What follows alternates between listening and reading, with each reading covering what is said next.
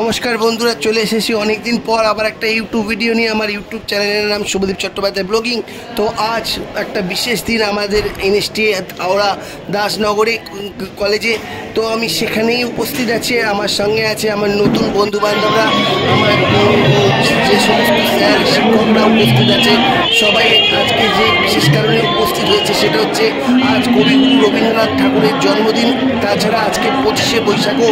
এই দিন সমস্ত স্কুল কলেজ অফিসে এবং সমস্ত জায়গায় রবীন্দ্রনাথ ঠাকুরের জন্মদিন উপলক্ষে সমস্ত অনুষ্ঠান নিয়মকানুন পালন করা হয়। কেউ আবৃত্তি, কেউ নাচ, কেউ গান, কেউ কবিতা, এই সব বলে রবীন্দ্রনাথ ঠাকুরের জন্মদিন উদযাপন করা হয়। তো আজকে সেটাই করা হয়েছে। মানে আজকে সমস্ত শিক্ষকরা মিলে আর আমরা সমস্ত ছাত্ররা মিলে আর আমরা যারা কাজ করি সেই সব বন্ধুরা মিলে সবাই মিলে উপস্থিত হয়েছিলাম আজকের দিনে। এবং আমরা রবীন্দ্রনাথ ঠাকুরের জন্মদিনে আসতে পেরে এনএসটিআই কলেজ দাসনগরে আসতে পেরে খুবই আনন্দ পেয়েছি। তো যাকে ভিডিওটা শুরু করার সঙ্গে সঙ্গে অবশ্যই লাইক, কমেন্ট, শেয়ার, সাবস্ক্রাইব অবশ্যই করো। তো আমি তোমাদের বেশি কথা বলবো না। আর শুধু আমরাই নয়, আমি ছাড়া আমাদের এই কলেজের যিনি হেড, মানে যিনি এই কলেজের হেড শিল্পটা তার আর অন্যান্য শিক্ষকের আয়োজনে এই রবীন্দ্রনাথ ঠাকুরের জন্মতিথি পালন করা হয়েছে। তো তোমরা ভিডিওটা দেখতে থাকো আর ভিডিওটা দেখার সঙ্গে সঙ্গে লাইক, কমেন্ট, শেয়ার, সাবস্ক্রাইব অবশ্যই করো। তাহলে ভিডিওটা শুরু করা যায়। এবং খুবই গর্বের সঙ্গে বলছি, ভারত স্বাধীন হওয়ার আগে উনি আমাদের পরিচিতি পুরো সারা বাংলা, সারা ভারতের পরিচিতি বিশ্বে রেখেছিলেন। আর উনি 1913-তে প্রথম নন ইউরোপিয়ান লিটারেচারের উপর শান্তি পুরস্কার, নোবেল পুরস্কার পান। নোবেল শান্তি পুরস্কার লিটারেচারে পেয়েছেন সাহিত্যের উপর। এবং ওনার লেখা জাতীয় সঙ্গীত, যেটা জানা বানান, ওনারই লেখা আজও আমরা গেয়ে থাকি। ওই জন্যে আমাদের খুব এটা আনন্দের বিষয় যে আমরা মন থেকে, হৃদয় থেকে ওনার জন্মদিন পালন করতে পারছি। নারীদের উত্থান উনি করেছেন এবং উনি বিশ্বভারতীও স্থাপন করেছেন। নোবেল পাস করে খুবই কালচারাল প্রোগ্রাম হয়। এখন আমি অনুরোধ করব আমাদের জয়েন্ট ডাইরেক্টর সাহা স্যারকে, উনি শ্রদ্ধা জ্ঞাপন করবেন এবং আপনারা করতালি দিয়ে ঠাকুরের জন্মদিন মানাবেন। সাহা স্যার আপনিও মালার্পণ করুন এবং তালি যেন বাড়তে থাকে।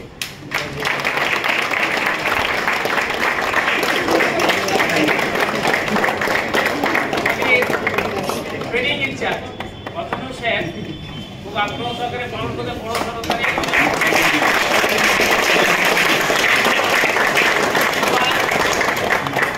ইনিশিয়াল ইনচার্জ আমাদের রানা স্যার, উনিও উপস্থিত। Shubhankar Rana, event management secretary.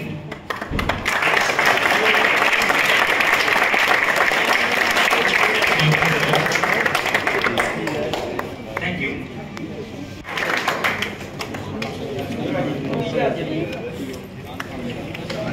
निजबाने যিনি এখানে ইনচার্জ আছেন শ্রী সুমন কুমার।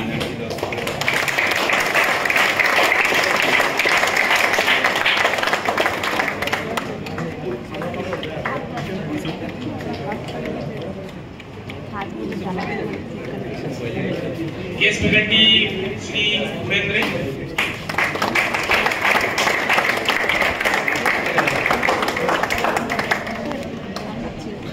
का कार्यक्रम का संचालक है। आज विश्व कवि कविगुरु रविंद्रनाथ ठाकुर का 164वां जन्मदिन है। ये पश्चिम बंगाल, बांग्लादेश या पूरे भारत या पूरे विश्व का गर्व का दिन है, क्योंकि आज के दिन हमारे विश्व कवि का जन्म हुआ था। तो हम अगर बंगाल की बात करें तो बंगाल को ये 25 बैसाख जो दिन है एक स्पेशल दिन है। मतलब आप देखोगे हर स्कूल, हर कॉलेज, हर दफ्तर में ये जन्मदिन धूमधाम से मनाया जा रहा है। तो हमें ये भी गर्व है कि हम भी इसी एक अनुष्ठान का हिस्सा बन पा रहा है। और इस मौके पर आप सभी से मैं अनुरोध करूंगा, एक जोरदार आप ताली दे दीजिए। ये जो कार्यक्रम है, ये जो रविंद्र संगीत हो, रविंद्र नृत्य हो या आवृत्ति हो, उसके बिना अधूरा रहता है। तो मैं संचालक से ये अनुरोध करूंगा कि हमारे जो CITS ट्रेनीज है या CTS के ट्रेनीज है, इनमें से काफी उधार गायक भी होगा, किसी को थोड़ा अनुरोध करके एक आध गाना हो जाए इसमें। तो आप सभी को मैं बहुत धन्यवाद करना चाहूंगा और रविंद्र जयंती के शुभ अवसर पर आप सभी को मुबारकबाद करना चाहूंगा। धन्यवाद। সাহিত্যের বিভিন্ন শাখায় এত বিচরণের ক্ষেত্র থাকে, বিশ্ব সাহিত্যে উনি অনন্য সাধারণ প্রতিভা। একদিকে যেমন নাটক লিখেছেন, একদিকে তেমন কবিতা লিখেছেন, একদিকে তেমন সাহিত্য সমালোচক হয়েছেন, একদিকে তেমন গান লিখেছেন, একদিকে তেমন স্বাধীনতা আন্দোলনের প্রেক্ষাপটে অনেক প্রবন্ধও লিখেছেন। উনি একজন চিকিৎসকও ছিলেন, আমরা জানি না অনেকে। উনি ভালো হোমিওপ্যাথি চিকিৎসক ছিলেন। উনি কি করেছেন না, কোল ভিল মুন্ডা ওরাও যাদের সংস্পর্শে এসেছেন তাদের শিখিয়েছেন কিভাবে প্রকৃতির কোল থেকে তাদের চিকিৎসা করে। আর উনি ওই 4 দেয়ালে সীমাবদ্ধ গণ্ডির মধ্যে শিক্ষা হোক, শিশুর নাকি মানসিক বিকাশ হয় না, তো এই রীতির পরিপন্থী ছিলেন। তো এই আদর্শ উনি পেয়েছিলেন ওনার বাবা মহর্ষি দেবেন্দ্রনাথ ঠাকুরের কাছ থেকে। মহর্ষি কথাটা দুটো শব্দ দিয়ে তৈরি, মহাপরিষি। যে বাড়ির ছেলে ICS পরীক্ষায় স্থানাধিকারী হয়েছিলেন সত্যেন্দ্রনাথ ঠাকুর, সেই বাড়ির ছেলে 8ম শ্রেণীতে ওরিয়েন্টাল সেমিনারিতে পড়ার পর আর স্কুলের শিক্ষা নিতে চান, তাহলে তার কি শিক্ষা অসমাপ্ত থেকে থাকবে? না, তার শিক্ষা অসমাপ্ত থাকবে না। তাহলে কোথায় তার শিক্ষা হবে? বাড়ির পরিবেশে গৃহ শিক্ষকের তত্ত্বাবধানে প্রকৃতির কোলে বিভিন্ন দেশ ভ্রমণের মাধ্যমে তিনি প্রকৃত শিক্ষা গ্রহণ করবেন। তো এই রবীন্দ্রনাথের হাতে লেখা কবিতা শুরু হয়েছিল 13 বছর বয়সে।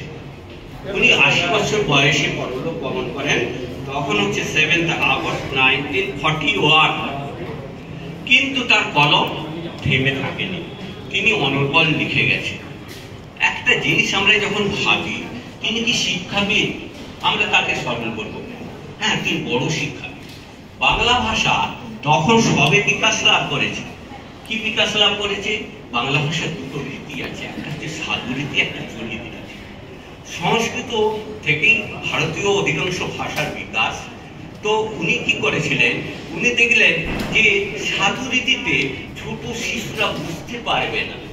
তখন কি ছিল? বাংলা ভাষা শেখার মাধ্যম ছিল ঈশ্বরচন্দ্র বিদ্যাসাগরের বর্ণ পরিচয়, প্রথম ভাগ, দ্বিতীয় ভাগ। তাহলে একটা ছোট শিশু, 5 বছরের শিশু, 6 বছরের শিশু, সে গ্রামারে পড়বে, গ্রামার বা ব্যাকরণ পড়বে, ব্যাকরণে তো সবটা বুঝে উঠতে পারবে না, আর তার জিনিসটা কি হবে, মন থেকে গ্রহণও করতে পারবে না। কেন? ওতে রস বসে। তাহলে কি করা যাবে বাংলা ভাষা শেখানোর জন্য? উনি তখন চিন্তা ভাবনা করলেন যে এদের সহজ পাঠ দেওয়া যাক। তাহলে তৈরি হলো সহজ পাঠ 1 এবং সহজ পাঠ প্রথম ভাগ, সহজ পাঠ 2। উনি চিন্তা ভাবনা করলেন যে এত ছোট বয়সে যখন বাংলা শিখছে, তাহলে এদের যুক্তাক্ষর দেওয়া যাবে না। তাহলে এদের কি দেওয়া হবে? এদের দেওয়া হবে সরল অক্ষর, যেগুলো ওরা পড়তে পারে, বুঝতে পারে। কিন্তু ছাপার উপরে ছোট প্রাণ চঞ্চল শিশুকে কি সীমাবদ্ধ রাখা যায়? তাহলে কি করতে হবে? ছবি দিতে হবে। ছবি দিয়ে চিত্তাকর্ষক করে তুলতে হবে বইগুলোকে। ছবি আঁকবে কে? ছবি আঁকবে অবনীন্দ্রনাথ ঠাকুর, রবীন্দ্রনাথ ঠাকুরের ভাই, যার রাজকাহিনী বাংলা সাহিত্যের এক অনন্য সাধারণ সৃষ্টি। তো অবনীন্দ্রনাথ ঠাকুরকে উনি বললেন, অবন তুমি আঁকো না ছোট বাচ্চাদের জন্য ছবি, তাহলে ওরা ছবি দেখবে আর পড়বে, বাংলা ভাষাটা সহজে শিখতে পারবে। উনি বললেন না, ছবি আঁকবে না, দেখবে কি শিল্পগুরু, শিল্পগুরুকে নন্দলাল বসু। তো সহজ পাঠের সমস্ত যে অ আ সেকে নিকো কথা কয়, ওখান হলো সহজ পাঠের 1, অর্থাৎ প্রথম ভাগ। আবার কংস কোথায় চলেছে? না বংশী কোথায় চলেছি, চলছি সংসারবাবুর বাসায়, ওখানে যুক্ত করে সেখানে, ওটা তো দ্বিতীয় ভাগ, মানে বর্ণ পরিচয় দিতে ভাগ শিখবে। তাহলে একটা মানুষ যিনি একেধারে কবি, একেধারে নাট্যকার, একধারে গীতিকার, একধারে হোমিওপ্যাথি চিকিৎসক, একধারে সমাজসেবক, একধারে শিক্ষাবিদ, এত অন্য সাধারণ প্রতিভা কোথাও দেখতে পাওয়া যায় না বিশ্ব সাহিত্যে, এই যে বিরল। এই হচ্ছে আমাদের রবীন্দ্রনাথ ঠাকুর। তো রবীন্দ্রনাথ ঠাকুরকে কবি ইয়েটস অনুরোধ করেছে, বলছে যে বাংলার সংস্কৃতি, ভারতবর্ষের সংস্কৃতি বিদেশ জানে না, তো তুমি একটা বই লেখো না, যে বইটা সুইডিশ একাডেমির কাছে পেশ করা যায়। তো রবীন্দ্রনাথ ঠাকুর কি করলেন, ইয়েটস এর অনুরোধে একটি বই লিখলেন। বইতে হলো বিভিন্ন কবিতার সংকলন, দেয়া হলো দ্য সং অফারিংস, অর্থাৎ গীতাঞ্জলি। তিনি কি করলেন, তিনি তার বিভিন্ন কাব্যগ্রন্থে যেগুলোকে ভাবলেন যে দেওয়া যোগ্য, সেইগুলোকে তিনি চয়ন করে দিলেন। তার মধ্যে কি ছিল, খেয়া, চিত্রা, চৈতালি, অলাকা, সোনাত্তরী, মানসী কবির কাব্য। তো 50টা কবিতার সংকলন ছিল সং অফারিংস। 1913 খ্রিস্টাব্দে সুইডিশ একাডেমি মনোনীত হয়। এশিয়ার প্রথম নোবেল লাভ করলেন রবীন্দ্রনাথ ঠাকুর। কিন্তু আমরা দেয়া নোবেল পুরস্কারটাকে সংরক্ষণ করে রাখতে পারলাম না, সেটা চুরি হয়ে গেল। এই হচ্ছে আমাদের সংস্কৃতি। তার কোন জায়গা থেকে কোন জায়গায় আমরা এসেছি। আজ বিভিন্ন জায়গায় অশান্তি, বিভিন্ন জায়গায় দাঙ্গা, বিভিন্ন জায়গায় দুঃখ, বিভিন্ন জায়গায় অশান্তি। রবীন্দ্রনাথ ঠাকুর আজ থেকে 60-65 বছর আগে লোকহিত প্রবন্ধে বলে গেছেন যে দেখো দাঙ্গা অশান্তি করো না, এতে শক্তি ক্ষয় হয়, পরস্পর পরস্পরকে সৌভ্রাতৃত্বের বন্ধনে বাঁধো, তাহলে দেশের ঐক্য হবে আরো সুসংগত। এই একজন মানুষ, যে মানুষটা জন্ম হয়েছিল 25শে বৈশাখ, গ্রীষ্মের তপ্ত আবহাওয়ার মধ্যে, আবার তিনি যখন চলে গেলেন 22শে শ্রাবণ, তখন প্রকৃতি যেন অঝোর ধারায় কাঁদছে, তার সন্তানকে বিদায় দিতে তার মন চাইছে না। প্রকৃতিতে তখন বিপুল ঝড় বইছে, বৃষ্টি পড়ছে, তার যোগ্য সন্তান তার কোল খালি করে চলে গেল। এই হচ্ছে আমাদের রবীন্দ্রনাথ ঠাকুর, একটা অনন্য সাধারণ ব্যক্তিত্ব, যিনি জমিদার ঘরে জন্মেছিলেন। জমিদার ঘরে জন্মে যিনি ঐশ্বর্যের মধ্যে লালিত পালিত হয়েছিলেন, কিন্তু 2 বিঘা জমি একজন বঞ্চিত কৃষকের হাহাকার দেখে ফুটিয়ে তুলেছিলেন তার কবিতার মাধ্যমে। তিনি ছিলেন সত্যিকারের মানুষ। কেউ সমালোচনা করলে কোনো মতাদর্শের মানুষ হয় না, মানুষকে তার বিচার করতে হয় বিবেক দিয়ে, বুদ্ধি দিয়ে, সৎ ভাবনা দিয়ে। এই হচ্ছে আমাদের কবিগুরু, যারকে প্রণাম করলে আমাদের মাথাটা অবনত হয়ে আছে। সত্যিই টমসন বলেছিলেন, রবীন্দ্রনাথকে না পড়লে আমি ভারতবর্ষকে চিনতে পারতাম না। তা আমাদের ভারতবর্ষে যিনি অ্যাম্বাসাডার, সারা বিশ্বকে জানিয়ে দিলেন যে ভারতবর্ষ বলে একটা দেশ আছে, সেখানে মানুষ আছে, সেখানে শিল্পের চর্চা হয়, সংস্কৃতির চর্চা। এই কথা বলে আমি আমার ছোট্ট বক্তব্য শেষ করছি।